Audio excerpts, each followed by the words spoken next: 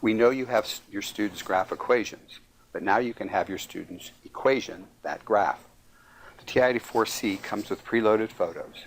You can use these to have students generate equations to model the shapes or curves. A lot of good mathematical thinking goes on here. Watch. Here we have water coming out of a drinking fountain. We can model it with a parabola. Try to equation that graph in 4 steps or fewer. Students work at it individually at their own pace. Now I'm going to pretend to be a student, and I will do some parts correctly, and I also will make some common mistakes. But I want you to see the learning that takes place and how students can react to it. So here I look at this, I see a parabola, I see it's upside down. So I'm thinking y equals the opposite of x squared. So I'm going to type in the opposite of x squared and see if that was a good first step. And it looks like it was a pretty good idea. Secondly, I think we'll have to shift it up 1, 2, 3, 4.5. And when you shift it up, vertically shift it, then that's outside the function.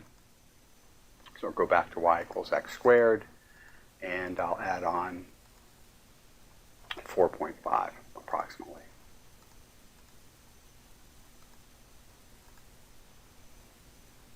And that looks pretty good. And here's where a lot of students will make a mistake, and I'm going to do that on purpose here. Students will say, well, I have to shift to left about 1. So I'm going to have to do that inside the function. So it's going to be y equals negative, and then I'm going to have to insert the quantity of x, and then minus 1, the quantity squared.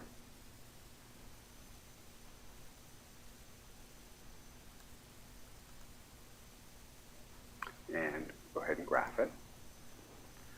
And here is where students will realize, ooh, that's right, when you go to the left, you have to add inside there, not subtract. So there's some good learning that's taking place here. So go back and change that minus to a plus. And what's good about this is the student's not embarrassed.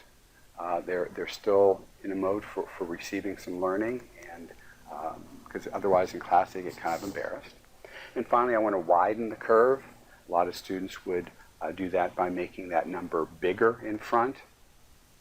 And as we know, that doesn't work, so let me go ahead and try maybe 0.5. And I think that's a pretty good fit.